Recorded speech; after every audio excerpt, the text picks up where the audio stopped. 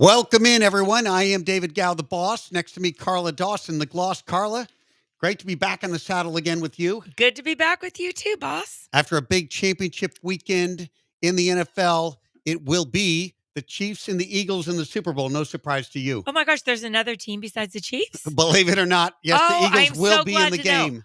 I thought we're already done. The three-peat has been done. The T-shirts have been ordered. Let's get this. Let's get the championship books. All the things. Wow.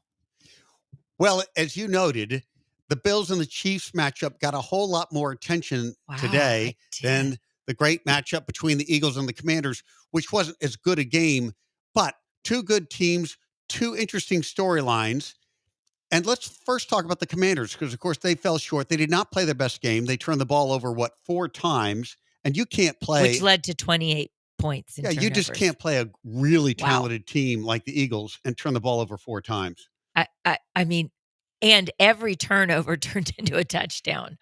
It was a crazy game, honestly. I felt bad for Jayden Daniels. He's had an incredible rookie season. I mean, like one of the best, arguably one of the best rookie seasons, if not the best ever. By a quarterback, that may be the best rookie year for a quarterback in the history of the league. I mean, we were so lucky last year in Houston last year in Houston, we were able to see CJ Stroud's rookie season unfold. And even Jayden's might be better than CJ's. I thought CJ's was amazing. Yeah, I think it's a rookie season. Jayden was better than CJ. And then as a rookie, Jayden as a rookie was better than CJ as a sophomore. Obviously, this was a tough sophomore season, a little bit of a sophomore slump. I don't really blame CJ Stroud. The whole of the Texans offense wasn't the same this year. There were injuries. Slovic lost his magic a little bit on the offensive side. He just wasn't able to adjust. Was not able to adjust as everybody else adjusted to him coming into year 2. But so Washington has to go back and they have to regroup.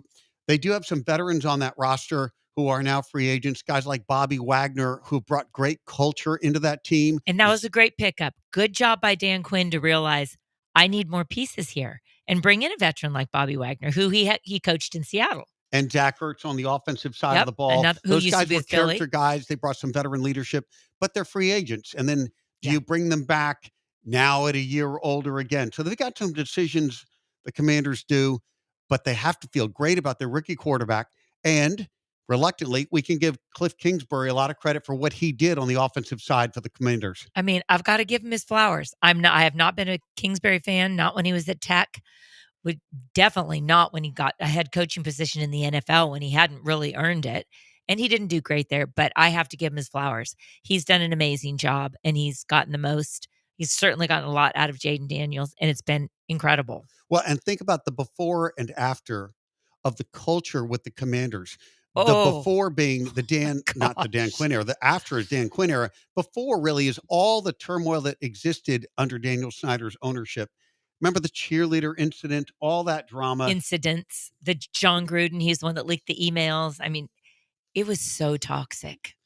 So Dan Quinn comes in, he's changed the culture.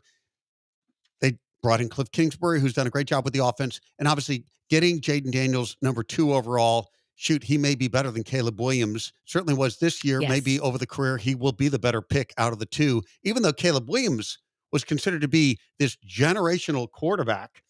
All the talent. And look, the jury's still out on him. He's going to get a fresh start with Ben Johnson. And he lost his head coach and his offensive coordinator because he was not only not improving, he was digressing. So I don't want to diminish what Caleb Williams might become based on this one year. But Jayden Daniels, taken number 2 overall, you cannot say enough that's really positive about him. I think the mystery for the Commanders, and I give Dan Quinn a lot of credit for the culture, but the mystery for the Commanders comes back to Dan Quinn. He is in charge of that defense, and Dan Quinn just consistently has defenses that is not very good at stopping the run. And look at them in the game yesterday. Exactly. I mean, Saquon Barkley, 118 yards, 3 touchdowns, and Jalen Hurts added 3 rushing touchdowns. They had 7 touchdowns in the game yesterday. 3 rushing by Hurts, 3 by Barkley, including, remember the first play of the game? First play for the Eagles, first touch, 60 yards all the way to the house by Saquon Barkley. I will say, Barkley this is an absolute coming out season for him. This is his 7th 60-plus yard touchdown run this season alone. And that really almost doesn't happen in the NFL. When we were growing up, Oh my when we gosh. were watching O.J. Simpson, Tony Dorsett, Earl Campbell, the era of the running backs, those guys would break long runs. And they would, if it was Earl Campbell, stiff arm a cornerback, Yeah, or if it was Tony exactly. Dorsett, outrun. Remember the Tony Dorsett 99-yard run on Monday Night Football that's shown over and over and over again? You don't get those long breakaway runs anymore in the NFL because I think team defenses or the defenses have such team speed right now that it's very hard to outrun everybody when some of those defenders can take an angle. And yet Saquon Barkley is doing it in this modern era of football. It's really astounding. And I saw something yesterday that I just said, "What in the world? This guy is so incredible." So, it was the Eagles are on offense, and I can't even remember if it was the first or second half. I believe it was the second half. And Saquon Barkley's on the field, but he was used as blocking. It wasn't a run play. He just leveled Bobby Wagner, and it opened up a hole for Jalen Hurts, and that was one of his Mm. rushing touchdowns. And I thought, Bobby Wagner, absolutely an unbelievable player at his position, a veteran, like just he is a beast. And Saquon took him down. And I think, you know what? I need to watch him more when he is not the play is not for him. He is an outstanding blocker. I mean, I couldn't believe it yesterday where I look in Houston, I watched Dalton Schultz. And I'm like, dude, block. Hmm. That's what tight ends are supposed to do. You've got the size. And I think it was CJ's 8th sack against the Chiefs 2 weeks ago. Dalton Schultz, I think he put a pinky out and barely grazed the shoulder. I thought, okay, I'm over that. So seeing Saquon, who is apparently, he's smaller in stature, but I mean, he's a big dude, take down Bobby Wagner yesterday. I said, wow, this is something. He's special. Barkley's a 3-down back. You can Yep. keep him in on third and long passing situations because he can pick up and block on a blitz. He can also slip out, and if you can get him out in space, Oh as we've gosh. noted, he can break off a long run. So to have him on third down is very valuable. And obviously on first and second, he's running the ball as well as anybody in the league. He averaged 8 yards a carry yesterday. I mean, So it's honestly, just when we come back to the oh Commanders, my that's the gosh. thing they've got to figure out. Dan Quinn's got Yeah, to figure out you're how to right. stop runs every single season. Back when he was with the Cowboys, as a Cowboys fan, I was watching When those he was with defenses Atlanta. and they would get raked over the coals by the run. It was the Packers in Quinn's last season with the Cowboys. It was the 49ers the season before. He's never been able to really stop the run well, and that's job number one for the defense for the Commanders next year. I also think the Commanders would do well to upgrade the receiving core. McLaren's got some real talent and speed, but another weapon for Jaden Daniels, I think, would be worthwhile. I 100% agree because you look at the Eagles, obviously we're talking about Saquon Barkley, but you know what? Hurts numbers yesterday. He was 22 of 28, 200 almost 250 yards, 1 passing touchdown, 3 rushing, 0 interceptions, 110 QBR, a 71% completion percentage. So you've got Barkley carving you up. And then you go, okay, well, make him get you with the pass. Well, he does. So, I mean, AJ Brown had some beautiful, beautiful catches, keeping both toes just barely in along the sidelines yesterday. I think what's interesting to note with Philadelphia is there's been so much drama. Nick Sirianni should have been fired when they were 2-2, and then he did the Britney And Spears he shave almost the head. was. He almost was, but things changed around, and there's a lot of drama with Hurts and him don't get along in Sirianni. Then it was AJ Brown reading the book on the sideline, and you know what the Eagles are saying? Y'all have no idea what goes on in our locker room, and we're just fine. Go ahead, say what you need because we're blocking that outside noise and we're doing our thing. And now that book, Inner Excellence is number 1 on the Amazon list. And AJ Brown, he's going to the Super Bowl. He's like, you people can all day long it, but anyway, it's just been interesting to Well, me. It's been one an interesting social criticism of the experiment. Eagles, particularly in the second half of the season, is that they were not passing the ball well. They didn't Right. have a lot of passing yards. Maybe AJ Brown was being Mhm. underutilized. And that's why when he sat down on the bench and started reading a book in the middle of a game, everyone concluded, well, he must be unhappy. He's not getting fed the ball. They didn't have a prolific passing attack in the second half of the year, but they had such a good running game, it didn't matter. And it was interesting because Kellen Moore, the offensive coordinator, when he left the Cowboys, He did a great job yesterday. when he left the Cowboys, he was criticized for not running the ball enough. I mean, Mike McCarthy, remember, said, we need to be a team that doesn't just put up a lot of points. We need to control the clock. We need to run the ball well. Well, they also needed running backs to do that. Well, good running backs, 3 down backs. There's no one like Saquon Barkley in this league. He is outstanding, and Kellen Moore has figured that out and is using him well, is putting him in different spaces, and they're running the ball exceptionally well. But the criticism of Kellen Moore, are we in a place now where we can say, oh, now we get what you were doing? Is it now that we see that you saw that they can build a whole offense around a run game coupled with their outstanding defense, and this is a championship caliber team? Well, they do have it on all phases. I mean, the Eagles are stacked. And looking ahead to the Super Bowl, nearly everyone thinks if you just lined up the two rosters, there's more talent on the Eagles than there is on the Chiefs team. But of course, the Chiefs have a guy named Patrick Mahomes. They have a guy named Patrick Mahomes, and they also have experience, and they don't waver. Neither does Jalen Hurts when they're up against it. I mean, look how closely that Super Bowl was played a couple years ago in Glendale. Yeah. And if not for a DPI call, shocking, that went the Chiefs' way, the Eagles are going for their second Super Bowl, and the Chiefs are not going for their third. So, all right, in a minute, we're going to be joined by Joel Dreesen. He, of course, is a former NFL tight end. He played with the Texans, and I look forward to asking him what he thinks the Texans should do this offseason and what they should look for in their new offensive coordinator. It'll be Joel Dreesen up here next. You're listening to The Boss and the Gloss on ESPN Radio 97.5 and 92.5.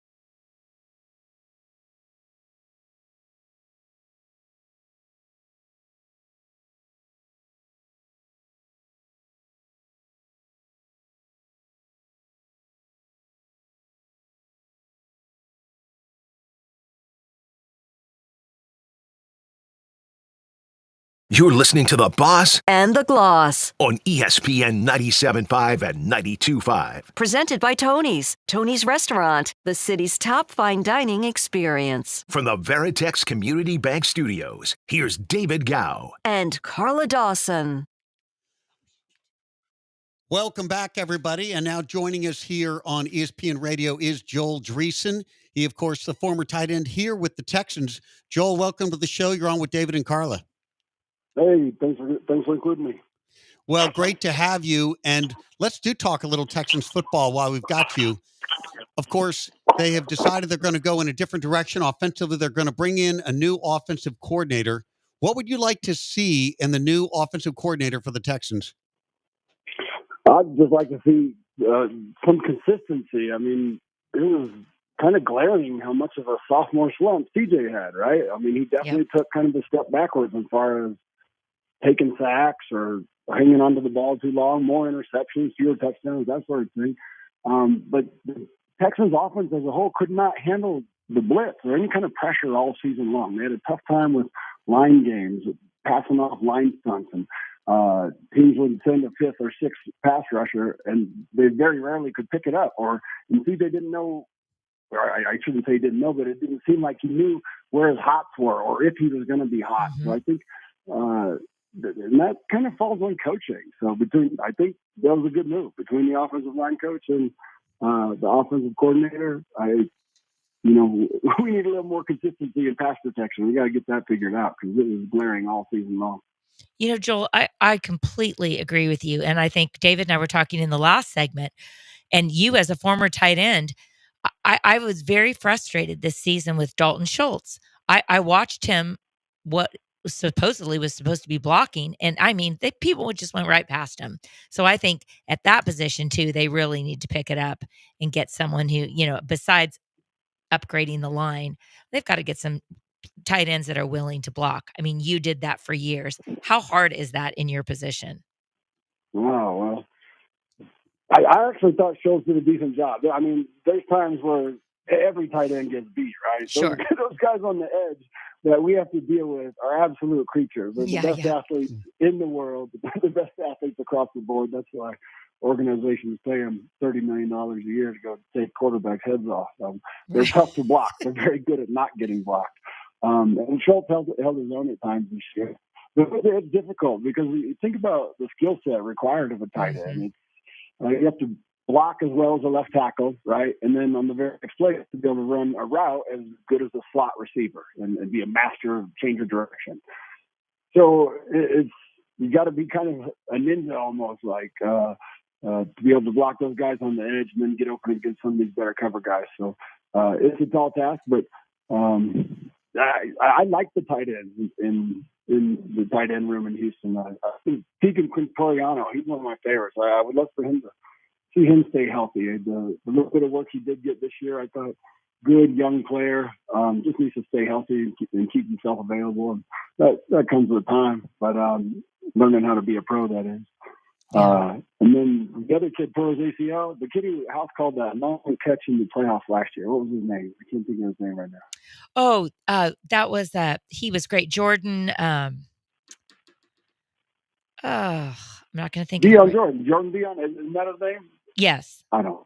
Anyway, I know it's Jordan, and I'm trying to think. I'm going to look it up while we're talking. But yeah, that was a big loss to lose him. That was a bummer. We're talking to Joel Dreesen, former Texan. Let me ask you, Joel, when we think about next year, this offseason, and the draft, where would you like to see the Texans invest their draft capital? Is there a particular position where you think they should apply their focus?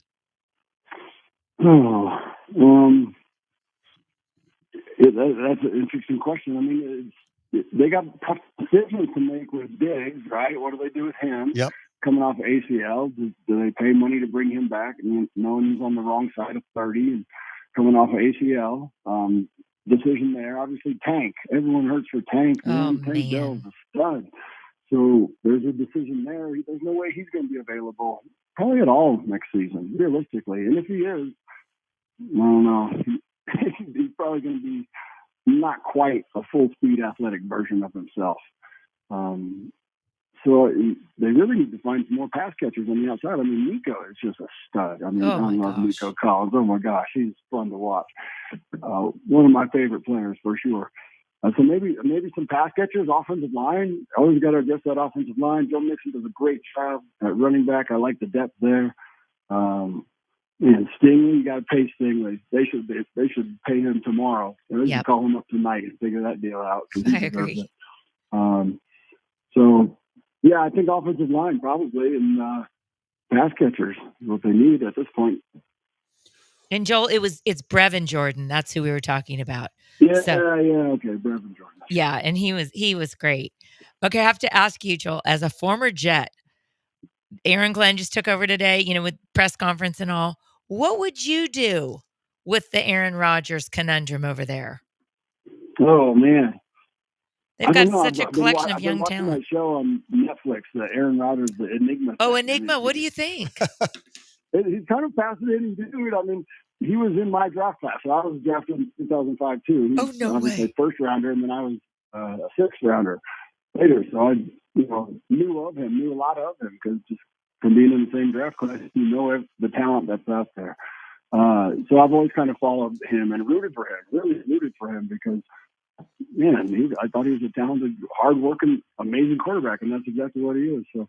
Bummed to see how it all went down in New York. When he went to New York, I was like, all right, come on, man, go do your thing. Go do it in another setting, just like Tom Brady just did. I was rooting for him like that. And he, obviously got with the Achilles, and then this last year was kind of, I don't know, typical Jet circus, which kind of sucks. Exactly. We're talking with Joel Dreesen, former tight end for the Texans. Okay, your in-state collegiate rival has caused quite a stir in the college football world, the Colorado Buffaloes and Deion Sanders. What do you think of the Deion experience in Colorado, and can he take them to higher levels from here? I think the Deion experience has been awesome. I love Deion Sanders. Are you kidding me? This is awesome to hear this coming from Ram. Wow. Yeah, all he's done is show up and care about football and care about, turning those boys into men through his football program, and he preaches on Jesus all the time. I think he's sending a great message, but he's also just this larger than life personality. Doesn't lack a single bit of confidence in anything that he does, and he's so successful because of it. It's inspiring. I think he's been inspiring. It'll be interesting to see what happens now that neither of his kids are there, right? So he won't be coaching his children. Does he lose interest? Does he want to be with them? I'm speculating. I don't know. But I think overall, he's been wonderful for the state of Colorado as a whole.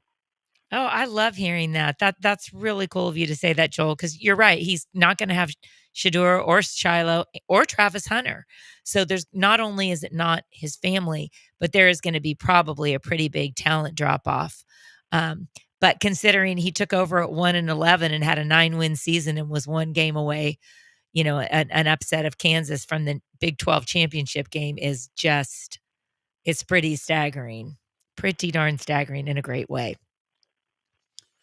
Joel Dreesen joining us here. Yeah. Joel, I'd love to ask you about the tight end position and projecting in as a head coach. So one thing that struck me, Dan Campbell, of course, was a tight end.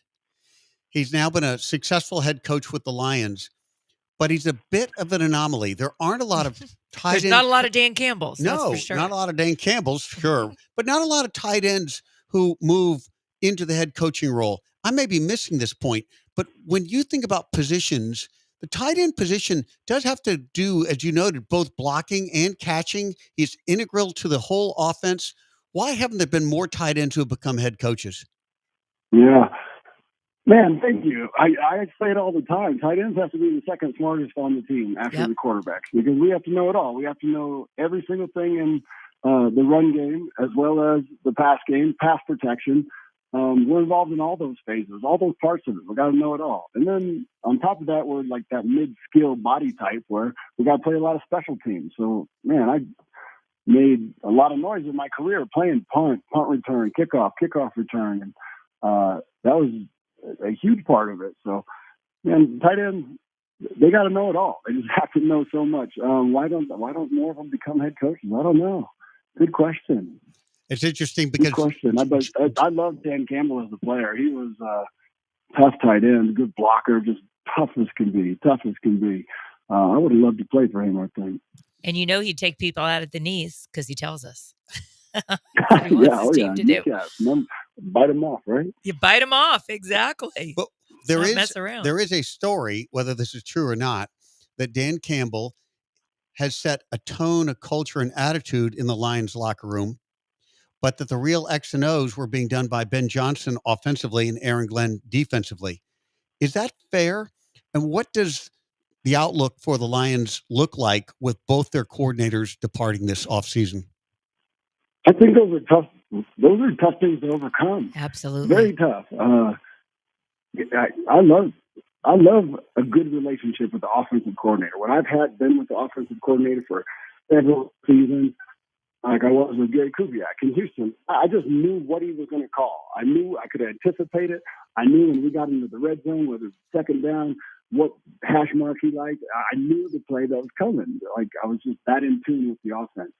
So when you got to start all over and, learn it all over again, whether it's a new language and then teach it to the players and then the play calling, I think the sequencing and play calling is so important in the NFL. Just offensively, especially how one play sets up the next, and maybe it's not something that's going to happen right away. It's going to happen down in the third or later in the third quarter. It's such a chess game, the play calling aspect of it, and that's probably a huge reason for Detroit's success is how well Aaron Glenn and their offensive coordinator called plays. So I think that's going to be tough to overcome. I do. And those coaches, they work so dang hard. I mean, Dan Campbell, I'm sure he spreads himself so thin. And hell, did you guys see that picture of his teeth?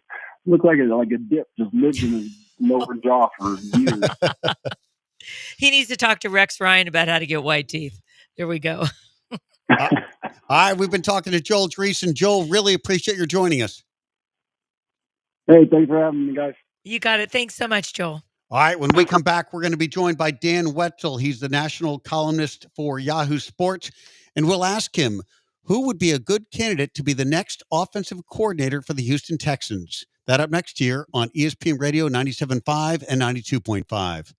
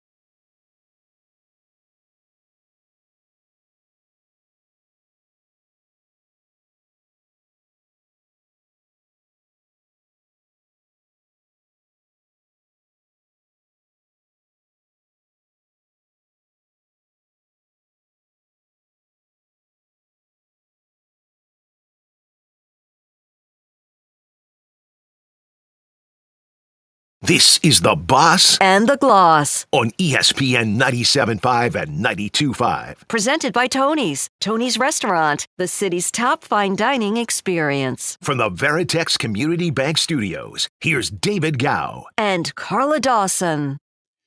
Welcome back. And now joining us here on ESPN Radio 97.5 and 92.5 is Dan Wetzel, columnist for Yahoo Sports. Dan, welcome to the show. You're on with David and Carla. Great to be on with you too. Hope everyone's doing well. We are doing well, and we're having fun here in Houston. Obviously, the Texans had a good season, but it ended a little too early. And now we are looking for a new offensive coordinator. And Carla and I have been wrestling with who's out there, who's a great young offensive coordinator who could come in and take C.J. Stroud to the next level. Do you have any names for us? Oh, I know. Who'd you guys come up with? We don't have a good We list. don't have one. This is new development in Houston. I don't know. And do you think, Dan, that the Texans should have given him another year? Or do you think, hey, props to them for cutting bait, because clearly CJ regressed in his sophomore season. Yeah, I mean, he definitely wasn't as good, and so I don't know how much was the coaching. I mean, those are tough. I mean, when you're trying to evaluate coordinators, what's going on inside the building, is there philosophical problems between the head coach and the coordinator, the staff and the coordinator, the player. I mean, those are really hard to try to evaluate or predict. But obviously, it was a good season, but it wasn't what you wanted out of Stroud. So they're going with a new voice. You can also mess guys up by having too many coordinators, a new guy every year. So sometimes change isn't the right one either. But it's a tough evaluation trying to figure out who should be a coordinator. Indeed, it is. So we're talking to Dan Wetzel, senior columnist for Yahoo Sports. It would appear that nearly all the head coaching spots have now been filled except for New Orleans. Of the selections that have happened so far, which one surprised you the most and why? Well, I mean, the Cowboys taking Schottenheimer, I don't think anyone saw that one coming. Not really sure how that was an upgrade over Mike McCarthy. Don't know if that just plan all went awry. That one was obviously a stunner. But that's who they ended up with after making this move, and it kind of spoke to what they had no plan. I remember when they got rid of McCarthy, when Mike McCarthy was let go. One of the problems was he wanted a multi-year deal, and Jerry Jones, they couldn't agree on the number of years, and that to me just spoke to an unserious process, because you can give a guy 5 years, you give him 10. All that is the start point of a potential buyout. Exactly. If it doesn't work, right? It's just a negotiation. So it's the amount of money you would owe Mike McCarthy if you'd say, hey, we'll give you 4 more years, and then after a year you give him. Jerry Jones is worth billions of dollars, like $19 billion or something. Like, who cares? He's 82 years old. If you think Mike McCarthy is the coach that can win you the Super Bowl, and by getting into a multi-year negotiation where you're at, how many years to give on a contract, you determine that he's the one you want. I don't know what a guy with that many billions of dollars at that age is caring about the years. Like, go ahead, fleece me. What do I care? I know Jerry Jones wants to win the Super Bowl, but when you're doing that, it just spoke to just a bizarre process where a little bit of money in relative to Jerry Jones, not to the rest of us, but to Jerry Jones, is determining, okay, we're just not going to take the best coach. The guy we think is best, we're not going to take because I might have to pay him a little too much if he fails. So now we end up with his assistant. That was who you ended up with. So that was wild. Then Jacksonville and Liam Cohen had the back and forth, is he going to come and go? But I don't know how many people care about Jaguars. But the Cowboys certainly was a bizarre one. Dan, I saw a quote from Jerry's press conference introducing Schottenheimer, and he said, quote, "I've been around a lot of coaches. As a matter of fact, I wanted to be a coach, except I wanted to live better than I thought coaches lived." To me, that says it all. And I'm sitting there with him, watching them next to Brian Schottenheimer and thinking, yes, because you can coach your coach. And maybe a lot of names wouldn't, including Mike McCarthy, didn't maybe want to be coached by Jerry anymore. Do you think that could be maybe why he went for someone in-house that he knows would listen to him? Because he clearly said, I wanted to be a coach. Yeah, that's great you pointed that out. I didn't see that. And yeah, it is telling, because basically he bought the Cowboys so he could be a general manager, right? And I get the idea. Like, if any of us all of a sudden made billions of dollars, say, I'm going to buy my favorite team and I'm going to run it, right? I can do this better than the other people. You probably can't. In fact, almost certainly you can't. The other part, I mean, I don't know how much Jerry Jones does or doesn't do, but he's making final decisions. General manager of an NFL team is extremely time-consuming and difficult. And maybe he is the most tireless 82-year-old in the world, but he's got other businesses. He's acting. He's running around the country. He's doing all the things Jerry Jones does. He's in the boxing business. He's doing blah blah blah. Like Howie Roseman at Philadelphia, all he does is the general manager of the Eagles. That's it. That's and guess job. what? That's working. They're going to the Super Bowl. That one's working. That's all he does. But Jerry basically said, I want to be the job. I mean, he said once to me, I would have fired me as the general manager for my record. But I own the team, which is pretty funny. But that part's even better. Like, I think I could coach the team too. Look, I really like Jerry Jones, but good Lord, you cannot coach an NFL football team. It's extremely difficult to do. So I don't know. Maybe he thinks he should have a bigger say, or maybe he wants that. I have no idea what they're doing. Again, the reason to get rid of Mike McCarthy, if you say, hey, I don't think this is the guy that can win us the Super Bowl in the next 3 years, I understand. But to say I don't want to pay him when you've got that much money and you presumably care so much about finally getting the Cowboys back to the Super Bowl and winning it, it makes no sense to me. So it's a mess in Dallas right now. Yeah. I hate to say it, but I think that you're right. And maybe Brian Schottenheimer will treat, show us something different. So Dan, I'm for better for worse, I'm a diehard Raiders fan, a USC alum. So I am really excited about the Pete Carroll hire in Las Vegas, because to me, Pete Carroll, obviously he's a very accomplished coach with all that he's done, but he is about culture and he is about winning. Do you like this marriage? I did. It's about culture. It's about competition. Yep. And it's about winning. If you think about those teams, there's a lot of focus on the offense, Russell Wilson and Marshawn Lynch. Those Seahawks teams were great because of the Legion of Boom. And they built that defense. At USC, it was about day in, day out competition. I just like what you're going to get from Pete Carroll. And for a long time, the Raiders were run, even long before they got to Vegas, as a kind of roll the dice. Let's see what sticks. Let's see what works. Let's hire 31-year-old Lane Kiffin. Oh my gosh! Don't even get me started there. That name gives me PTSD. Yeah. Right. Let's just hire this guy. Let's give this a shot. He's a genius. Let's draft this guy. Let's do this. That's how they ran this is an adult hire. Now, the issue with Carroll is he's 80, he's 74. He'll be 7. Yeah, he'll be 74 in September. Yeah. Now, he's got more energy than me. Yeah. But still, that isn't saying a whole lot. But he but how many years, right? But who cares? He's going to at very least set something up. You know what you're getting. The team, this is a big boy division, man. You've got the Chiefs, Andy Reid and Mahomes. You got Sean Payton and Bo Nix. You got Harbaugh and Justin Herbert. And yep. The Raiders need something. So this was the move that you could get to get that going. Dan, this is going to blow your mind. You probably already know this.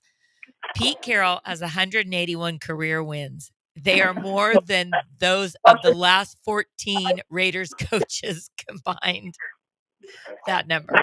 I mean, what can we say? And this is the 5th head coach since the Raiders moved to Vegas in 2020. So let's hope that something improves here. My goodness. We're talking with Dan Wetzel. He's a senior columnist for Yahoo Sports. Okay, Dan, 2 games yesterday, championship Sunday. What stood out to you? What surprised you most? Was there anything that surprised you yesterday in those matchups? No, not really. I thought Philly would win. I mean, it's a terrific team. I love that defense. Speaking of Legion of Boom, they remind me a little of that. They're just physical. It's not, they just come right after you. And then Saquon Barkley had a huge game. I like the Eagles a lot. Thought they're the best team in the NFC once Detroit started having some injuries, and they just rolled through it. And then I thought the Buffalo Kansas City game would come down to inches, and sure enough, it did. Yeah, I just thought Buffalo didn't get the calls. I don't know why that surprised me, but it was that part will always be the memory. I mean, that one drive, it looked like Kincaid got the first down on 3rd down. And it looked like Allen got the first down on 4th down, and didn't get the first down either time. So That part's frustrating, but you know, that game was going to be determined by who stepped up and made plays. It's such small margins. And the thing about the Chiefs, it's not a coincidence they win these games over and over and over. Exactly. Everybody makes that play. You need a guy who has made, Smith Schuster comes up and makes some catches. Yeah. Guys who haven't done anything make plays, and then the Bills guys don't. And it's just that such a small margin. So brutal loss for Buffalo. It really was. And in relation to that game yesterday, Dan, like it seems to me all season long. I mean, 32 points yesterday by Kansas City was the most they've put up against anybody all season long. So obviously their offense hasn't been what we're used to seeing, but it keeps being enough. And they keep pulling rabbits out of a hat. When do they run out of rabbits? Like, when does that tide turn? And could it be the Eagles that do it? This offensive line of the Chiefs and defensive line of the Eagle battle is going to be incredible. In the trenches. That's about the only way I could see it happening. You got to get Mahomes stuck in the pocket and get pressure on him and not let him get outside and go. It certainly could be the Eagles. I think it'll be an interesting game. I don't know what they came out. I don't know if they put the point spread out or not. I haven't seen that, but it could be the Eagles. But David saw it as 1 today. Didn't you see the point spread as 1? Yeah, there was one. Chiefs giving up 1 was the odds that I heard coming in. Yeah. Basically even. Yeah, it's basically even. And look, the Eagles have an extremely talented roster, maybe from top to bottom, a better roster, right, in terms of total talent. So it's fascinating to watch. I want to ask. Mahomes. Yeah, that's the difference. Mahomes is the difference. That's exactly what David said at the break too. Wow. Yeah. So and it's the whole team knows how to play situationally. And that's what New England could do. Like, they just understood situational football at the end. They don't make mistakes with the clock. They all make the plays you need to make, and that's what wins in these games. So if it's close, you're going to count on Kansas City. One thing, we're talking to Dan Wetzel, senior columnist of Yahoo Sports. One thing that I was wrestling with is thinking about these teams that were close but not quite there, in the Lions and the Ravens. Oof. And they each are going to take a step back in some degree. I mean, look, Dan Campbell's going to lose his 2 defensive coordinators. He's going to lose his 2 top coordinators. The Ravens seemingly had everything set up with the coming of Derrick Henry and all that he added to that offense. But now he'll be a year older. When you look at those 2 teams, which one do you think has a better chance of making it to the Super Bowl next year? Detroit, just because they'll be healthy at some point, and as long as they can avoid the injuries. I mean, they lost 6 starters on defense, including Aiden Hutchinson, who was on his way to being the Defensive Player of the Year, and then they lost 5 more reserves. So they're down 11 guys on an 11-man group. And there's a few of those guys were Brian Branch. Some of the others were there the whole time, but they just didn't have the cornerbacks. They just didn't have anything. And so that defense was a shell of itself. That will change. They will be healthier. They're still young, and that part will improve. So I like their chances. I really just felt the injuries are what did Detroit in. And if you've got players, players make coordinators look real good. So I like Detroit's chances next year. Baltimore is always there, but the reason they lost wasn't. Everybody has injuries, but it wasn't a decimation of one side of the ball. Okay, one last question before we let you go. Sam Darnold and the Vikings, there's a big fork in the road here. Vikings, of course, drafted J.J. McCarthy, anticipating he would start this year. He got injured, and then Darnold was outstanding for most of the year. What will the Vikings do? How will they think about their quarterback position next year? Will they bring back Darnold? My guess is no, unless it's at a still reduced rate. I think Darnold probably has done enough to get a too rich and too long of a contract with somebody else, and the Vikings will go with J.J. McCarthy. Darnold played great at times, but he was really bad in the last 2 games, losing to Detroit in Week 17 and then losing against the Rams, and I think that would cause pause to anyone throwing too much money at him. So my guess is J.J. McCarthy's the quarterback next year. Okay, can I ask you one more question before we let you go? Related question. Kirk Cousins, he probably won't be with the Falcons next year. Do you see him as an attractive free agent anymore? Absolutely. I think he's a really good, solid player still. So, is he going to be the guy that takes you to the Super Bowl? Maybe not, but I didn't think he played that badly in Atlanta. That whole signing and then drafting Penix never made any sense. And sure enough, it made even less sense as the season went on. But I think Kirk Cousins still got a lot of good football. All right. He's Dan Wetzel. Dan, thanks so much for joining us. Really appreciate the time. Anytime. Thanks, guys. All right. When we come back, we're going to look at some of the other head coaching hires across the NFL. We'll look at the coaching carousel. That up next year on ESPN Radio 97.5 and 92.5.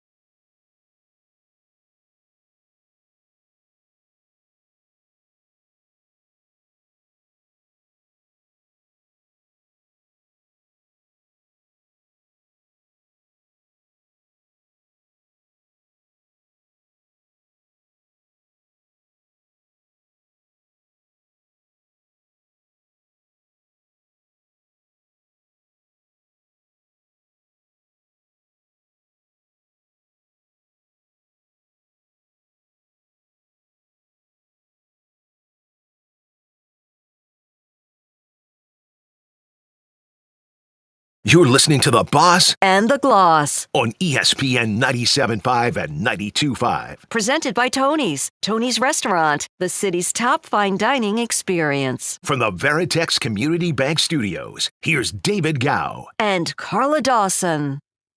Welcome back. And we committed to talking about the head coaching carousel that is the NFL. And we just heard Dan Wetzel rail against the Cowboys' selection of Brian Schottenheimer and letting Mike McCarthy go. Honestly, from my view, I don't have any heartache with Mike McCarthy going. It's amazing the mood on him shifted. Of course, a year ago, everybody wanted him fired after the debacle against the Packers. Then they wanted him fired at the beginning of the season. And then there was a whole wave of, no, maybe the Cowboys should keep him. McCarthy is out. Schottenheimer is in. Schottenheimer, of course, was the OC, so he's familiar to the team. Maybe the best thing that people like about him is that he has a great relationship with Dak Prescott, and the Cowboys are only going to go as far as Dak Prescott takes them. Although right now, Dak Prescott is probably the third best quarterback in their division. Well, I know they're in a tough division. Because of what Jaden Daniels has done and Jalen Hurts has been doing for a while. And by the cycle and timing of the contracts, he's the highest paid, yet the third best quarterback in that division. So Schottenheimer's got his work cut out for him. But let's talk about some of these other teams. First, start with the Raiders. Pete Carroll was a name you wanted. We talked about it a couple of weeks ago, and you were certainly hoping that he could bring his energy and enthusiasm into the Raiders building. I'm so excited. I think it is such a great hire. And I really credit Tom Brady's ear because, as we mentioned in the last segment, since Al's passing in 2011, Mark Davis has had 9 head coaches since he's taken over as owner. 9. And 5 of them since they moved to Las Vegas. It was John Gruden, then Rick Bisaccia, then Josh McDaniels, then Antonio Pierce, and now Pete Carroll. That's ridiculous. So I think Pete and Tom's help in the minority ownership and bringing in Pete Carroll brings some stability because Pete Carroll is a CEO style coach. That's how he runs it. And he has hyper competitive practices. He pulls practical jokes in team meetings. He's got blasting music. He brings such energy. He knows how to create a culture. And clearly he knows how to win. When you look what he did in Seattle, when he came to Seattle, he was hired in 2010. He went to the playoffs year 1. And then they crushed Denver when they went to the Super Bowl, went to 2 Super Bowls, lost the second one to the Patriots. But he went to the playoffs in 10 of his 14 seasons, 2 NFC titles and a Super Bowl. He's a proven winner. Now, as you noted when we talked about it in the production meeting, he's going to be 74 in September. That's really the only knock you could have on his resume. But look at him. He is out there running routes with the receivers. He is a pretty darn young 74. However, if he decided to do Botox, wouldn't be a bad idea. He's kind of got a lot of wrinkles, but he's got maybe a little fashion tip from the gloss who could help him out a little. Exactly. And I think too, what makes Pete Carroll really unique. Okay. So obviously we know he's positive. He's exuberant. He's a proven commodity. He's a veteran presence. But what I think is really cool about him, he had very unsuccessful stints as a head coach in the NFL with New England and with the Jets. Way back. But he learned from those. He took that failure and he failed upwards. And USC gave him a chance. And look what he did there in the Reggie Bush, Matt Leinart era, and was incredible. And he's just moved forward. And so I think, hey, we're all going to hit peaks and are all going to hit valleys. He took those valleys and turned them into something really incredible. And now here he is, his second, hopefully successful stint in the NFL, where he tries to turn around a culture and build a fan base in Las Vegas with Raider Nation. So that's the Raiders. They get their man, Pete Carroll. Now the Jets went out and got Aaron Glenn, who was, of course, the defensive coordinator with the Lions. He was drafted by the Jets in the first round long ago, played there for 8 years. How do you evaluate the selection of Aaron Glenn? What does he bring to the Jets? I think he's trying to do the same thing with Pete Carroll, with exuberance, competitiveness, and realizes someone's got to right this ship. I mean, we got to get the culture right here. And Aaron Glenn obviously did an unbelievable job in Detroit with that defense. And especially this year, as we noted, 5 starters out, or 5 to 6 starters, 6 reserves to injury. And look what they were able to do. So I think that he's going to be an outstanding hire for the Jets. And it's still the Jets. Well, they're still owned by Aaron Woody Rodgers Johnson. Question. And they've got the Aaron Rodgers question. Don't have a quarterback, conundrum. Or they have Aaron Rodgers as a quarterback. And either one of them is sort of problematic. That's a really tough call. It's a really tough call because, and I saw today when Aaron Glenn was asked about, he said, there's going to be a competition at every level on this team. No one is exempt. No one, including Aaron Rodgers, is bigger than the team. Now, that's not how Aaron Rodgers rolls. Are you sure about that? Yes. Just all I can say is Enigma, Netflix, there we go. And that is why he didn't show up to mandatory minicamp. he was filming. So all I can say is, Aaron Glenn, you got your work cut out for you. But what he does have, as we know, because we've watched over several drafts, they have an incredible young core of players. So they just need a really good leader in there. And I love Aaron Glenn, but goodness gracious, that culture is pitiful with the Jets. We'll see. I like him a lot, though. And then, of course, the Lions lost their other coordinator, the offensive coordinator, Ben Johnson, who goes to the Bears and hopefully can shape Caleb Williams and get Caleb Williams on a good trajectory in his early career. I think I'm a little bit worried about the Lions, to be honest, because it reminds me of what happened to Philly when they went to the Super Bowl in Arizona against Kansas City 3 years ago. Right after that, Shane Steichen got hired by the Colts. Jonathan Gannon got hired by Arizona, so they lost both coordinators. The following year, Jalen Hurts did not have a good year. Now, I do think he was nursing knee injuries and other things, but he would never use that as an excuse. I think this is a really tricky period right now for Detroit because it takes a village. And I think Dan Campbell is a Pete Carroll type of guy, a culture and a winner. But Aaron Glenn was outstanding. Ben Johnson was outstanding. And to replace two guys like that is going to be tough. All right, you heard it here, and we're going to come right back in just a minute. We're going to talk a little college football, as both the Gloss and I were at the Paul Bear Bryant Awards, where they give out the award for the best coach of the year in college football. We will unpack that decision up next here on ESPN Radio 97.5 and 92.5.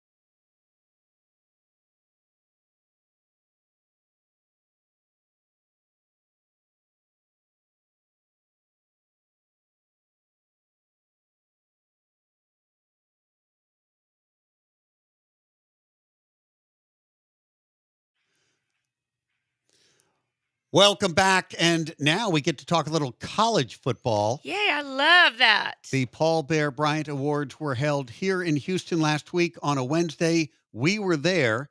But walk us through. You're on the selection committee. They're anointing the best coach of the year in college football, the Paul Bear Bryant Awards. And you've been part of that committee and selecting the coaches. Walk us through that process and then who the nominees ended up being. And then we'll get to the winner. Well, it's evolved over the years, but what really makes the Bear Bryant Awards stand out, there's plenty of college football coach of the year awards. But this one is the only award that is voted on post-national championship game. Mhm. So the national championship game where Ohio State beat Notre Dame was Monday night. As a voter, and there's plenty of sports media across the country that vote as well, we have until midnight that night to put in our vote. And then Tuesday, they're counted by an accounting firm. Wednesday's the awards. And you have to be present to win it. And we have conference coaches of the year who win by a media vote as well. Those are all automatic finalists. And then there'll be a couple more. And so obviously Notre Dame is not in a conference, but Marcus Freeman won one of the nominations as well. Okay, walk us through the nominees. I know Marcus Freeman of Notre Dame was one of your selections as a nominee. And then, of course, Sarkisian with Texas. You had a good roster. We did have a good roster. And Shane Beamer from South Carolina, which was really an unusual, but what he did with that program was incredible. We had the Boise State coach. We had the SMU coach in Rhett Lashley. We had the Arizona State coach in Kenny Dillingham. We had the Army coach in Art Munkin. It was across the board. Oh, and you had Indiana's head coach. Indiana's Kirk Cignetti. You bet. So it was you were there. What did you think? Did you think it was a great night? And it is fun the way they remember the legacy of Bear Bryant. He obviously is still an icon. And many of the young coaches today, they spoke so highly of him. His family was on site. And so it's great to pay homage to one of the all-time great college coaches in Bear Bryant. Spencer Danielson, Boise State, yes. Okay, but then it finally came. You had a really great roster of nominees. And the winner was? Marcus Freeman, Notre Dame. And a great season he had. He really did. Clearly, they wanted a different outcome in the national championship game, but that Ohio State team was very, very talented. It was very talented, and I think what's been really neat for Marcus Freeman is Notre Dame has really, in my opinion, not had great coaching leadership for many years. They've been in the college football playoffs many times, like the Final Four, and they've had their booties handed to them. The last time was they just got spanked by Alabama. It was so embarrassing. This was not embarrassing. They had a rough first half, but they actually made it a game towards the end. And just watching Marcus Freeman, he is so calm. He is and hearing him speak, as you can attest to too, David, on Wednesday night. He gives so much glory to God. He gives so much to developing these young men. It's not just about the X's and O inside the hash marks. It's just about who these men are and putting them out there and putting them in the best position. And I think the Irish, for all of the Notre Dame haters, watch out, because I think they're here for the long haul. And unless he gets hired away in one of these coming years by an NFL team, he is that good. He's special. He's got a charisma about him, He a does. certain presence that I'm sure is a motivator of men and certainly helps out on the recruiting trail. He's very authentic. Mhm. I really felt that. I thought all the nominees, because we were able to see, David and I were there and able to see all the coaches. They kind of had like an interview style where they'd ask a question and all 7 of them would answer. Now, Sarkisian did not show up. I think that is to be noted. And why was Steve Sarkisian not there? Well, it's just down the road. We're in Houston, Texas. He's over in Austin. We needed him there. You know what's crazy about that? Second year in a row that Sarkisian, something just suddenly, quote, came up.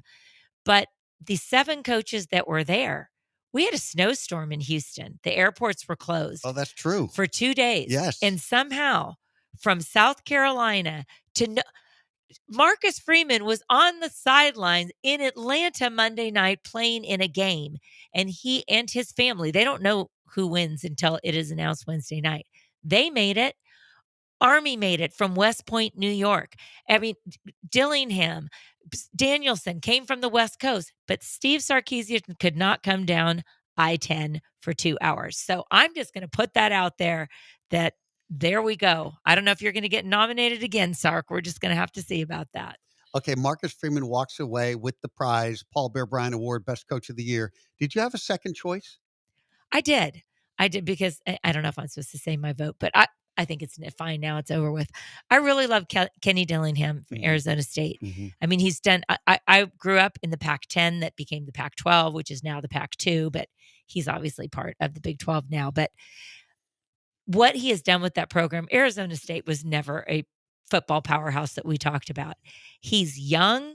He brings so much excitement. And honestly, if not for one really great throw by Quinn Ewers, Arizona State took Texas, who was number 1 in the country for most of this season, to an overtime, maybe double overtime. I can't totally remember. Almost made it, and honestly probably should have. But here's a special thing that I really love about Kenny Dillingham. So we're in the age of NIL and the transfer portal, and i.e. free agency for college football.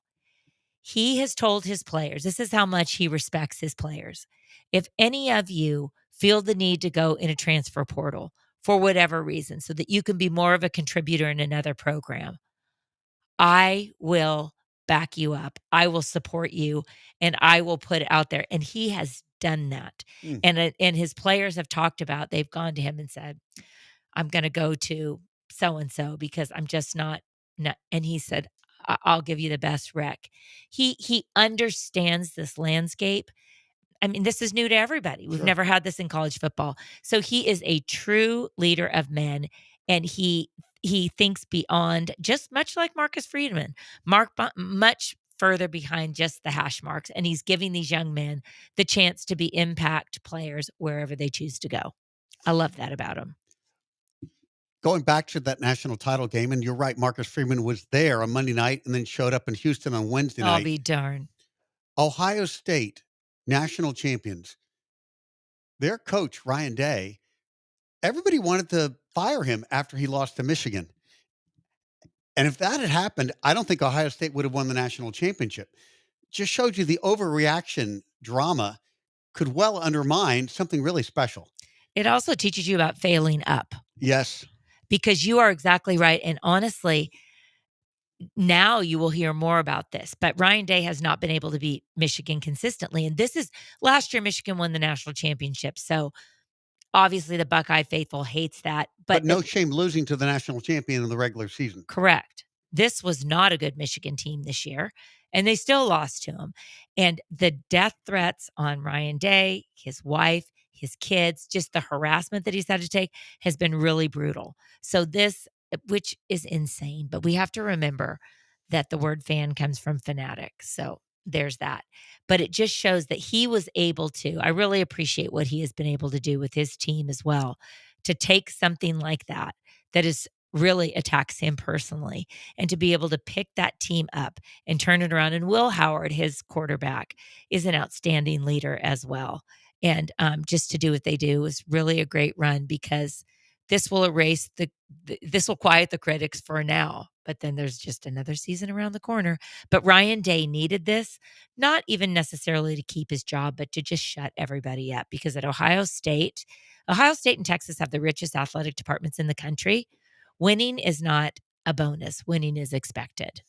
Well, one notable thing, you mentioned Michigan winning the national title a year ago, and then Ohio State now. And then when you look at the makeup of the final teams in the playoffs, the SEC is not the dominant conference that it used to be. How did that happen? You are right. It's a Big Ten.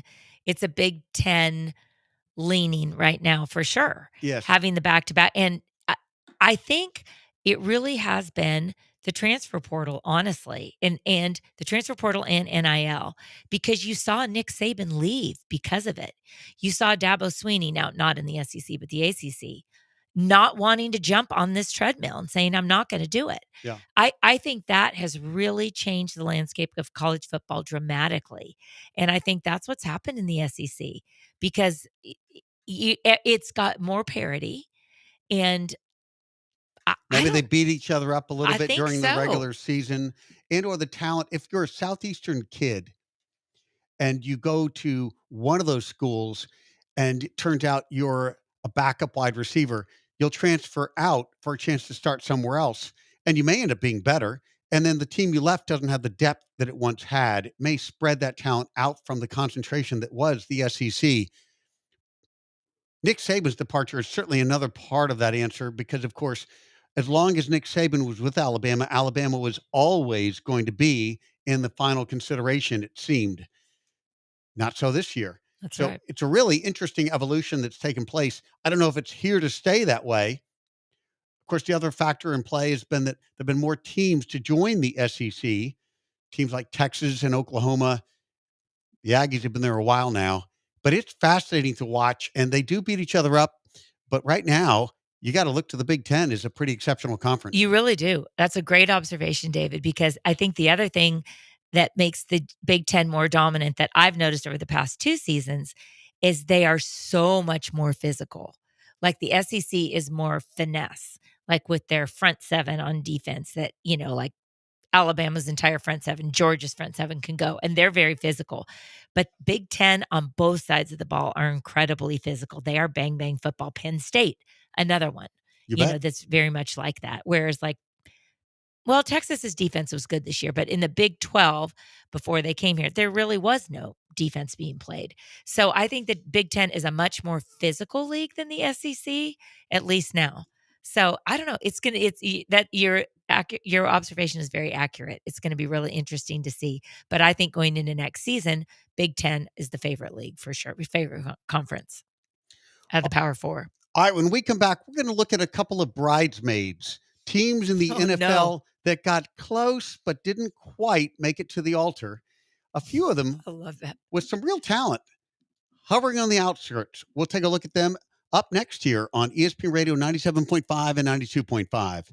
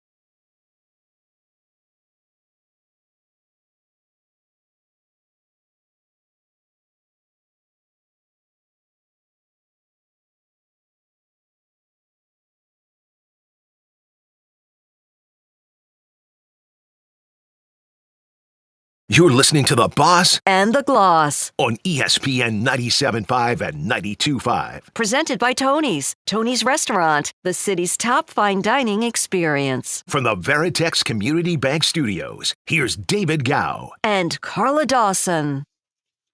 Welcome back. And it's always hard to be one of those teams just hovering around excellence, but not quite elite. And when I think about the NFL right now, if you had asked me what were the four best teams this year? I certainly I would have included the Bills and the Chiefs, of course, the Eagles, and I might have had the Ravens and the Lions, but that gets you to five. Obviously, the Lions and the Ravens did not make it to the championship game. And we've talked about the Lions earlier in the show and the loss of their coordinators and what that might mean. And will they take a step back? I also wonder whether Jared Goff has hit a ceiling. Maybe we've seen the highest he can go.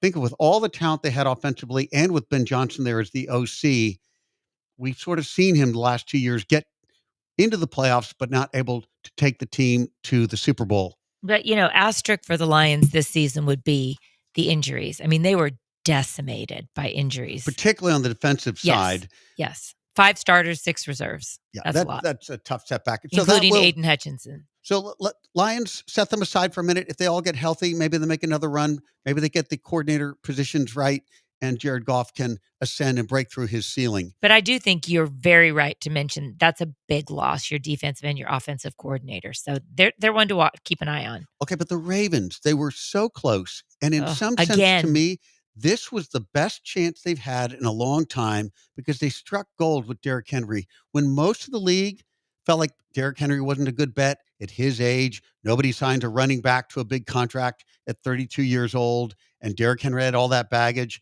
But I'll tell you what, Derrick Henry had the fountain of youth. He was outstanding this year, and the Ravens seemed poised. What better year do they have than this one?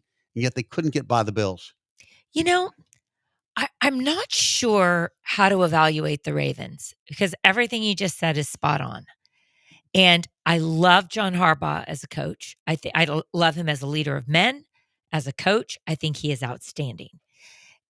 Todd Monken, they're going to re-sign him as an offensive coordinator. He has done an incredible job. I mean, Lamar Jackson, I think the MVP comes down between Lamar Jackson and Josh Allen. We'll find out.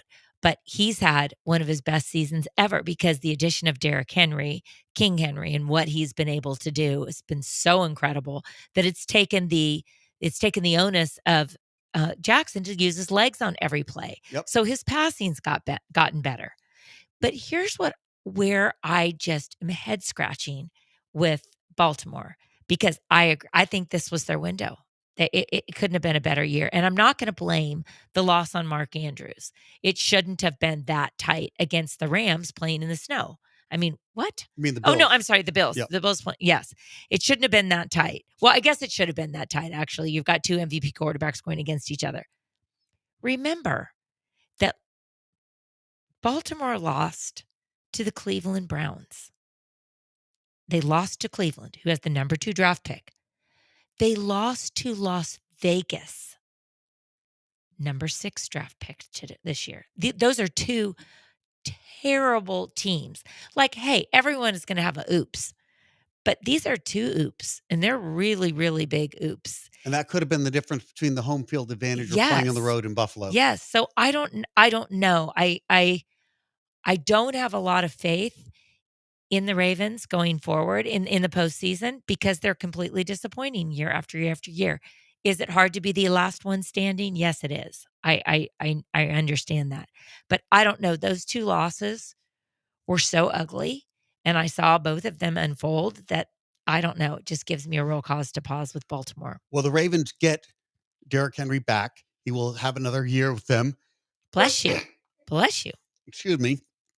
The Lions will get some people back and healthy on the defensive side. And those are 2 teams that were close, but no cigar. Now, there are other ones out there. We've talked about the Texans, and they're going to have a new OC, and they hope to get C.J. Stroud fired up, and they probably need to add someone to the receiving room. Given that Stephon Diggs has the ACL injury, he's on the wrong side of 30, and he's a free agent. He's such a great leader, though. I'd love to have him back. Well, one argument is that the best thing that could have happened about re-signing is that he tore his ACL. So he's not going to be able to command a big number, and the Texans might be able to bring him back. And look, ACL injuries are tricky. People are coming back and playing at a high level, but often not right away. So it may be that Stephon Diggs is not in full form until mid to late in the season next year. So it'd be hard to spend premium money on a guy whom you may only have at full form half a year. But getting Diggs back along with Nico Collins, I'm writing Tank Dell off for now. I'm thinking, look, just let him get healthy and come back a year later. So they're going to have to find somebody to bring in the receiver room. And then they've got other needs on the O-line, et cetera. But they're a team that if just a few things break the right way and something clicks here with a new offensive coordinator, they could be deep into the playoffs next year, a real contender. Yeah, I think so too. They have to fix that line though. I don't care who are on your ends as tight ends and receivers and who's at your quarterback position. If your line cannot protect, and it was a sieve this year, CJ Stroud was 4th in the NFL in sacks. Well, it's so discouraging because they've invested so much draft capital and financial capital in some of that line. Kenyon Green and Titus Howard Kenyon Green's been a disaster. Tunsil and these guys, Green was a bust. It just didn't work. So this is really frustrating. And to think that Titus Howard is going to carry you? No, that's Lord. The rub. So there are a couple of players out. They probably need one more good off season to be able to make a deep run into the Super Bowl. Another team sort of on the fringe, close but no cigar, that I've had a lot of respect for is the Chargers, because I still believe in Justin Herbert. I know he's had his struggles, but he's got so much talent. And I think under Harbaugh, he's going to ascend. I think that team is on the right track because I have so much confidence in Coach Harbaugh. Yeah. And he's got a good quarterback there. I think they'll build a good running game around it. They'll probably add another weapon or two. I think the Chargers could ascend. I think they could ascend too. And I think Jim Harbaugh is the coach that can make that happen. I think the knock on Justin Herbert is his postseason. Because remember, last year, not this season, but the season before, they were like a 2 to 3 touchdown ahead of Jacksonville and completely collapsed. And they went home in the postseason. This year against the Texans and the Texans were not coming into postseason looking that great. Remember, they had lost to the Titans. They'd gotten blanked basically by the Ravens on Christmas Day. They scored 2 points. So, and they took care of the Chargers like they were a high school team. So I think that Jim Harbaugh's got his work cut out for him, getting Justin Herbert to play his regular season ball in the postseason. Well, that's a really tough thing. You're right. The Texans didn't go firing into the playoffs. They sort of went limping in. But their defense really stepped up in the playoffs. Wow. That defense was impressive to me, putting pressure on everyone they played. The Texans defense is outstanding. So we just need the offense to match that. That's for sure. Okay, so some of the other teams that are close but no cigar, I guess we can include the Bills in that because they consistently get close but can't quite get over the hurdle that is the Kansas City Chiefs. I'll tell you what, Josh Allen really impressed me this year. I think he's worthy of being the MVP. In that game against the Chiefs yesterday, if he needed to run it, he ran it. If he needed to make a great pass, he'd make a great pass. He is exceptional. They just don't seem to have enough of the total roster they need to get over that hump. I think that's right. I think they need to add more talent. And I think, the score was very close yesterday, 32-29. However, the Bills fumbled 4 times yesterday. 4. They recovered all 4 of them. Can you imagine what the score was if they hadn't done that? So I think, and I'm going to blame the Bills for this. I think Sean McDermott is a good coach. Do I think he's a great coach? No, not really. But I think he's good. I really do. I think Josh Allen is great, but he cannot put on a Superman cape every time. And James Cook is an incredible weapon that they have. Why they felt on the final drive in the 4th quarter that he wasn't on the field is beyond me. You are playing for your life in this game, to keep on going. And he was not in that series, that drive at all that last drive in the 4th quarter. I'm going to take it back to the Buffalo Brass. However many years ago it was now, 7, when it was the draft. Guess what? Buffalo, when their turn was on the clock and Patrick Mahomes was available, they decided to trade on down and give it to Kansas City. That's on you, Buffalo. That has been your nemesis. And do you think that Patrick Mahomes, how he feels that Buffalo passed on him? Do you think there might be some little motivation there? I think that is not something that should be overlooked. I think that is real, and people remember that. So that's on Buffalo. And they did it again this year. They traded again with the Chiefs and picked up Xavier Worthy, who had that catch yesterday that really wasn't a catch, But nonetheless, that could have been the difference in the game. But that's on you, Buffalo. The officiating was an interesting dynamic here. Yeah, again. Because the 4th and 1 was so tight, and you had those 2 officials from opposite ends making different spots on the ball, and that really would just drive me crazy if I were a Bills fan. I thought, from a spectator standpoint, from what I saw, I thought Josh Allen got just enough to get the first down. But the refs didn't, and that's all that really matters. Well, and you know what's interesting? Gene Steratore, who's up in the booth and we get to hear talking, he said he believes he got the first down as well. And what a moment that was, a big turning point in the game. And then, of course, Dalton Kincaid almost caught that pass that Josh Allen threw. And ironically, it was a 3-point game, and Dalton Kincaid's drop was right at the field goal line. You know, the red line they draw to say this is the Are field you goal hearing range. yourself talk? Like, really? And there it was. So if he you're caught right. that pass, of course, they had more time to go in and try to get more points and try to win the game with a touchdown. When that last drive happened, I thought the Bills are really in a good spot. One, because they're only down by 3. They had all the timeouts they needed, plenty of time, and it was 4-down territory. And the psychology of getting 4 plays to convert a first down is really powerful on a final drive. And I thought everything was lined up for them to at least get the field goal, if not go down and get the touchdown. Nevertheless, we'll be talking about the Chiefs for the next 2 weeks. And you know what? I think you bring up a good point about the psychology. I think the Bills shrink under pressure, especially against the Chiefs. The Chiefs have something over them because look how well the Texans played the Chiefs. I mean, it ended up not being good at the end because of their special teams disaster and all of that. The Texans played them better than the Bills did. So I think there's something, the Bills have something like a mental block, and the Chiefs they've got all the experience. They do not fold under pressure, but I feel like the Bills do, especially Well, maybe with the they do, Chiefs. but one thing I really don't like is there's a whole lot of narrative today around Josh Allen can't beat Josh Allen can't beat Patrick Mahomes. Josh Allen can't. Josh Allen played a very good game Yes, he did. yesterday. He Yes, he didn't did. drop that pass, and I do think he ran for the 4th down conversion on 4th and 1. I don't know what more Josh Allen can do. And I think it's really unfair to talk about Josh Allen, he himself, unable to beat the Chiefs. The Bills have struggled to beat the Chiefs, but frankly, so is the rest of the league.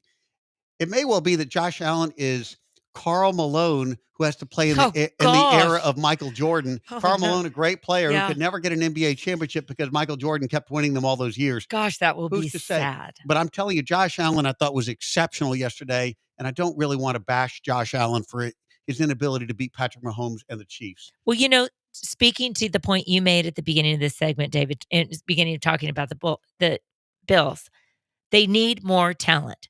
Who else can you talk about besides Josh Allen? There is James Cook, but they didn't use him all that much yesterday. They need more talent so that it doesn't have to fall on Josh Allen. Well, I agree. He doesn't deserve all the criticism. Right now, I'm convinced they're one of the top 3 teams in the league. I'll go with Chiefs, Eagles, and Bills as the top 3 teams. So I give them a lot of credit, but yeah, they could build some more. They need some more weapons around. And the Texans beat the Bills this year in Houston. That was exciting. All right, when we come back, we're going to get a chance to visit with John Cooper. He works with ourlads.com, and they are NFL draft experts. And we're going to ask him what the Texans should do with their first-round pick in the next draft. You are listening to ESPN Radio 97.5 and 92.5.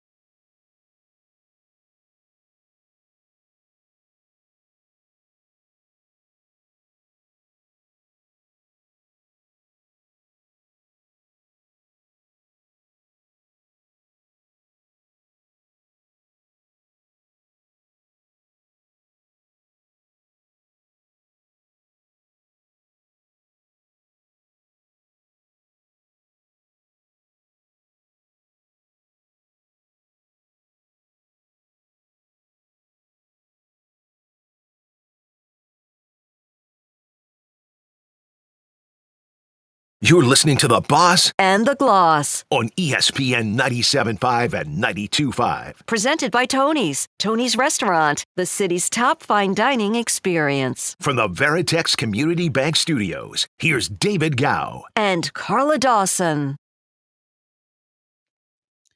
Welcome back, and we've been looking forward to having John Cooper join us. He's a senior draft analyst and a scout for ourlads.com. They are the NFL draft experts. John, welcome to the show. You're on with David and Carla. Hey, thanks for having me. Well, we're sitting here in Houston, Texas, so we thought we'd start with the Texans. They've got the number 25 overall pick in the first round. Where do you see the Texans going, and is there a good fit for the Texans in the first round? Well, we obviously it's very preliminary at this point in time, with free agency and things of that nature. I think the Texans could use some help in the offensive line, defensive line, interior, a wide receiver and a corner.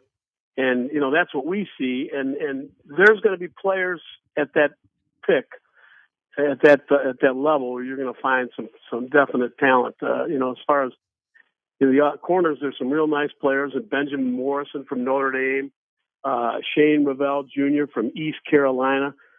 Two outstanding corners that we really like that we think will probably be there around that time.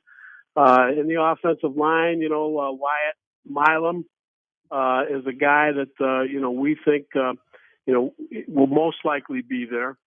Josh Connerly from Oregon is a tackle, and I think feel like they're pretty set at tackle, although I think they could use some help there, in all honesty. Yes, I agree.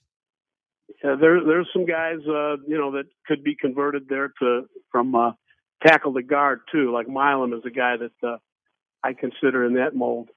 And the defensive line, great year for defensive linemen. The Mason Graham types are going to be gone, but Kenneth Grant from Michigan might be down there. Derek Harmon from Oregon is a really good football player, and Deion Walker from Kentucky has slipped a bit in the draft, but it would not surprise me a bit, even though he didn't have a great year, if somebody jumped up in that first round and took him anyway, realizing what a tremendous upside he is. If you watch junior tape on him, tremendous football player. This year, he had some injury issues, and he, a lot of criticism, taking plays off. He was not anywhere near as productive as he was a year ago. We are talking to John Cooper of ourlads.com. You can read him there and all his draft coverage. I would love to just ask you, stepping back from any one particular team, are there particular positions where there's a great deal of depth that you would say are really strong positions of players coming into the draft? Our feeling is that the defensive tackle position, the interior defender position, has loaded with players. We think there could be as many as 28 guys with draftable grades. Whether 28 guys will actually get drafted, that's another story. But there's some really good talent there. There's good edge rusher talent. The corners, there's a lot of depth. This is a defensive draft from our perspective. The offensive line is thin. So if you want an offensive lineman, you need to get one fairly early, because at certain positions, the guards and centers in particular, there's not a lot of depth. Some of these tackles could be converted into guard, but the defensive positions overall are very good. Running back is also a very good position. John, so it's clearly this draft seems like it's pretty thin in the quarterback area, with Shedeur Sanders and Cam Ward being the hot names that are being talked about. Tennessee's got the number 1 pick. They also have Mr. Mayonnaise himself and Will Levis. What do they do at the top pick? Are they going to stick with Levis, try to get one of the quarterbacks, or take a best available like a Travis Hunter? And do you think he would be the best available? Give us your thoughts. They need a quarterback, and most teams will not pass on a quarterback if they need one in the first round. I don't think they're sold on Will Levis. I don't know what the new general manager is going to do. From our perspective, this is not a great year for quarterbacks. Right. We don't particularly think that Shedeur Sanders or Cam Ward is worthy of the 1 or 2 pick, but somebody may very likely talk themselves into it, and eventually one of those 2 guys are going to be top 10, maybe top 2, top 3 picks. I think if we were Tennessee, we would take the best athlete in the draft. We probably would take Hunter because of the things he can do for you. Tennessee has a lot of needs. Yeah, They don't they just do. have quarterback as a need, and you can draft a quarterback, but if you don't have the surrounding cast, just ask the Chicago Bears, you're Mm. not going to be real good. Yeah, that's so fair. Okay, number 2, Cleveland is on the clock. Yet again, right up there at the top. What in the world did they do with Deshaun Watson's contract? Arguably the worst one in NFL history. He's played 19 games in 3 seasons. Yikes. Wow.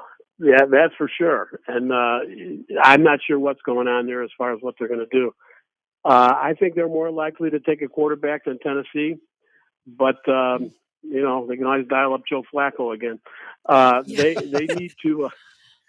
I know Who that was did a poor really joke. well for them, let's just say Yes, he that. did. He played great. You're And right. then they didn't keep him. Good I Lord. love Joe Flacco. Yeah, we do too. Have arm, will travel. Yeah. They're more likely to take quarterback. They really need to get one. I'm not sure, one of those two guys is necessarily the guy. There's also some down the line talent that is inconsistent talent that some team may decide, let's trade down. Maybe somebody else wants a quarterback. Maybe somebody wants a shot at Abdul Carter or one of these guys. We have a lot of needs. Let's trade down and see if we can't take quarterback later on in the draft. And that's something that is possible there. Like I said, there is some talent. It's inconsistent talent. But if you take a look at football, you don't know what you've got in a quarterback till you get him in your room. That's right. And you just don't know. I mean, we thought Jaden Daniels was going to be a great, great player. We didn't know he was going to be that good. Yeah, we had him no as our kidding. number one guy going into the draft, and most people had Williams. We were on Jaden Daniels maybe the third week of the season, and looking at both quarterbacks. And that doesn't mean Caleb Williams isn't good, but Jaden Daniels is an elite talent, and I think he's proven that with some of the things he can do. I think Shedeur Sanders has some of those same things, but he doesn't have the mobility and the power, the pocket presence that Jaden Daniels has. Cam Ward has a pocket presence problem as well, different kind of problems. But both those guys can be very good. Both of those guys can disappoint you. And, take a look at Will Howard. There's a guy that's come on. So somebody might jump on him before it's over.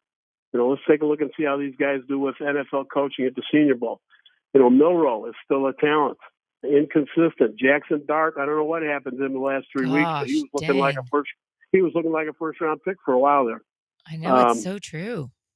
So there's a lot to be determined, a lot of analysis and paralysis by analysis that's going to go on in these draft rooms before teams make a decision.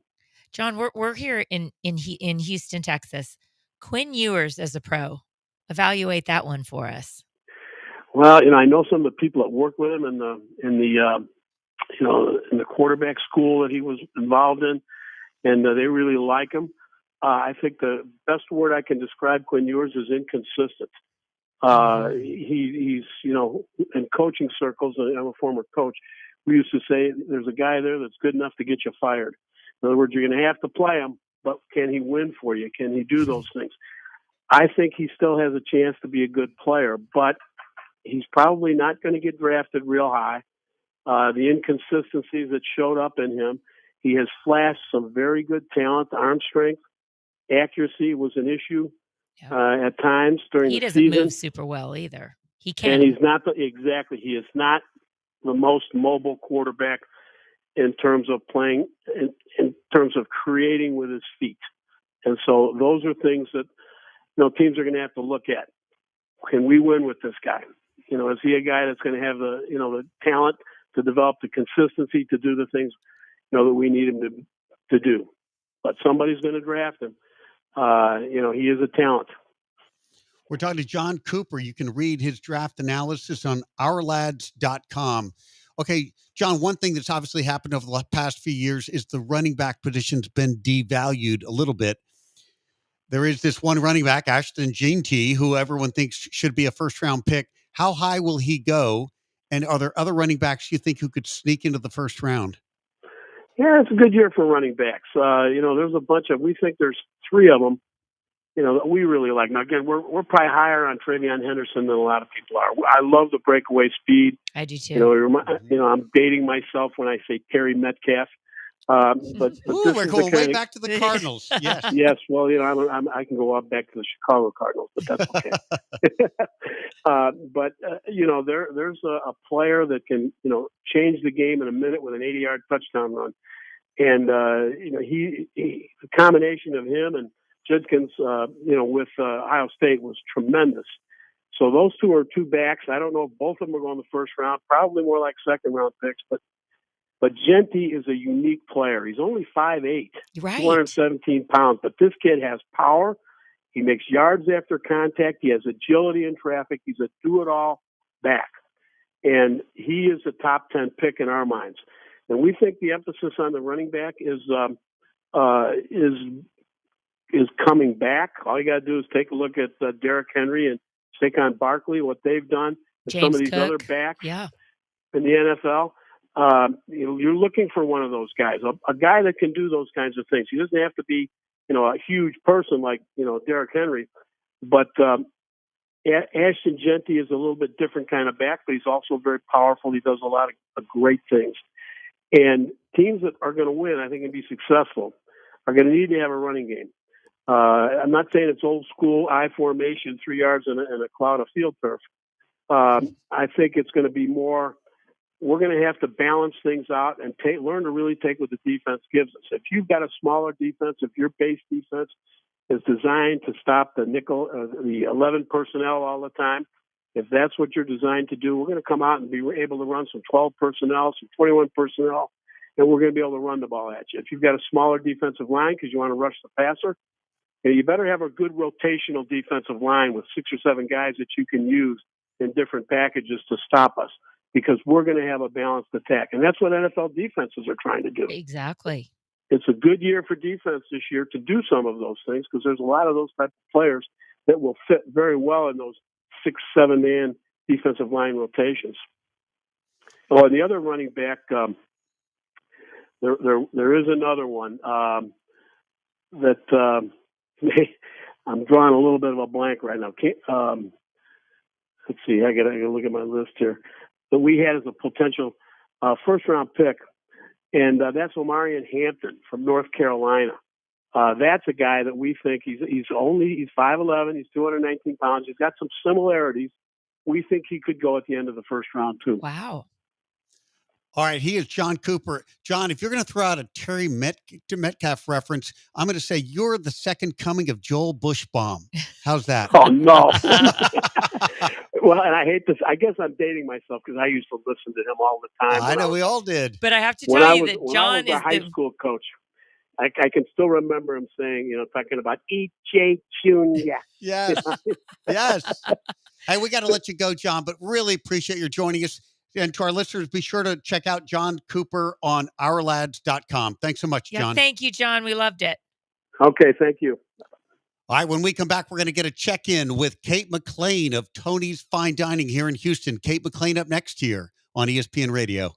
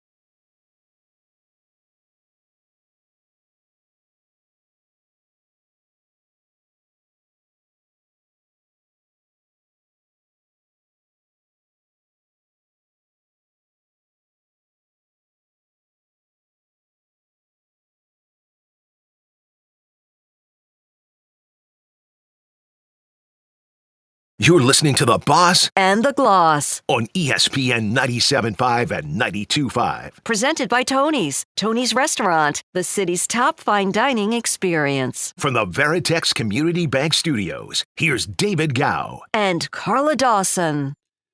Welcome back. And I am desperately hoping that on the other end of this phone is Kate McLean from Tony's Fine Dining. Kate, are you there?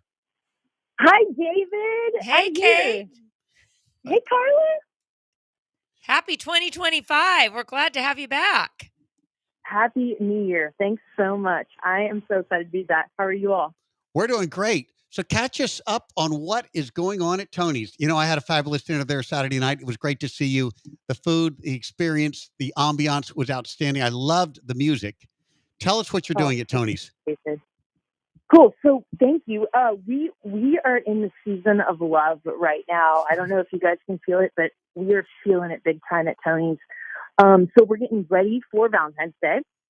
A season of love and Valentine's at Tony's. That sounds just idyllic. Yes. It will be candlelit. It will have live music. We've got Tiana Hall on Thursday. So we're going to do like a Thursday, Friday, Saturday celebration. So special menus. We're doing this fun menu called the Total Satisfaction menu. So you can get roasted oysters with a spicy chili butter and breadcrumbs, or you could get them just shucked fresh. Or you could do a caviar flight for two, and that comes with a little martini as well. We've got foie gras. We've got espresso martinis, to keep your energy up. But Thursday, Friday, Saturday, we're going to have a lot of fun. So we're getting excited. Live music on all of those nights. Live music on all. I should say, as you were describing all those things, Carla had sort of that Meg Ryan moment in the movie. Hey, now. Do you You remember? know all the secrets? The food was I'm that honored. good. Oh, man, Kate, he just gets me in But trouble. things, yeah. It's menu changing season too, so that's super fun. We're getting ready for spring to hit in March, and then we're going to be doing like a bunch of fun events this spring and moving forward. So right after Valentine's Day, we're starting what we're calling a champagne campaign. So like that. the back row at the movies style. We're going to do every week. We're going to feature a champagne, and you can buy it and you can get it half off. And then that bottle is going to get popped. You're going to get delivered rose-colored glasses. So your own pair of rose-colored glasses. So you can Wow. drink champagne and look at life through rose-colored glasses. I can't imagine love that. Yeah, that's anything going to work. better than that for the afternoon. So that'll be a special that we do indefinitely. You just have to ask. I'll just say, hey, I want to do a champagne campaign, and what is the champagne? And this is coming from the region of Champagne, and we're proud to have a huge wine list, and so we're excited to offer that special to people moving forward. Awesome. Well, I should say, where I was there Saturday night, we ordered the Branzino, and of course, what happens when you do that is there's a flame all around the fish. Another Kate show. And around Kate did her shuffle Of course in she there. did. It was her shimmy, I should say, behind the kitchen. And I think every head in the building was turning and looking at you, Kate. It was a fabulous night. Oh my God. It's so much fun to do those, salt flaming fish, and to do the dance, to do the show. We are all about the show at Tony. So I'm fortunate. We have a really awesome team that they care about getting the details right. And we just love to make you feel special. So the service was I'm glad outstanding. The food was amazing.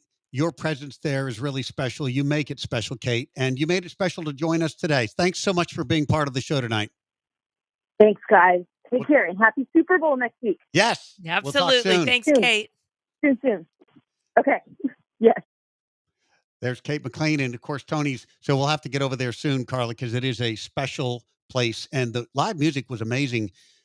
The singer was able to perform a whole bunch of classic musical songs and big hits, and it really added to the whole ambience of the evening. Well, it just sounds, we know the food's outstanding, but it's more than food. It's an experience, which is really pretty cool. So way to go, Kate. Okay. Super Bowl week is really the week after, right? We've got on the 9th. 2 weeks, and Of course, it's in New Orleans, which is, I think, a great town for the Super Bowl. I mean, everybody wants to go to New Orleans. We're all counting on safety as opposed to what happened Jeez, at the a few Sugar weeks Bowl. back. But this is going to be a great week, I think. I know there's probably some Chief fatigue. I remember saying that expression, Patriot fatigue, and it feels like the same thing now is happening with the Chiefs. There are a whole bunch of fans who, when they saw it will be another Super Bowl with the Chiefs, who were not excited about it. But these two teams match up very well, and the Eagles bring a lot of talent to the field. Well, and here's a fun little fact. 40 years ago, Super Bowl 19 in New Orleans was the Eagles versus the Raiders. Now, sadly for the Eagles, my Raiders did come out on top. But now they have a chance to go back to New Orleans and see if they can redeem themselves. So 40 years to the year. Was that So the Super Bowl Marcus Allen 19 game where Marcus Allen had that extraordinary run, or is that a different game? That's a different game because Okay. that was 19. So that was, well, maybe that was the Marcus Allen game. I don't know. I'll have tell you to what, look. I went to Super Bowl in New Orleans I don't think so, though. back in my 20s, and it was a really bad game, actually, because Joe Montana and the 49ers routed John Elway and the Denver Broncos. The game was Oh, over right. by halftime, but the city was electric. It was a great place for the game.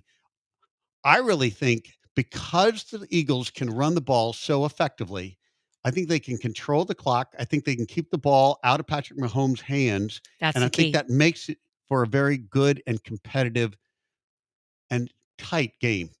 Well, the Super Bowl 3 years ago was tight and competitive with the Eagles and the Chiefs. Yeah, So I see that again happening. Now, tight and competitive plays to the Chiefs' strengths. This Sure is it what they does. do. Well, here go that DPI call, and we might have an Eagles Super Bowl. So anyway, but you can't play them close. I mean, that's a given. So there we go. We'll have to see what happens. All right, a great show with you. Great to be with you. And thanks, everyone, for listening. You've been listening to The Boss and the Gloss on ESPN Radio, 97.5 and 92.5.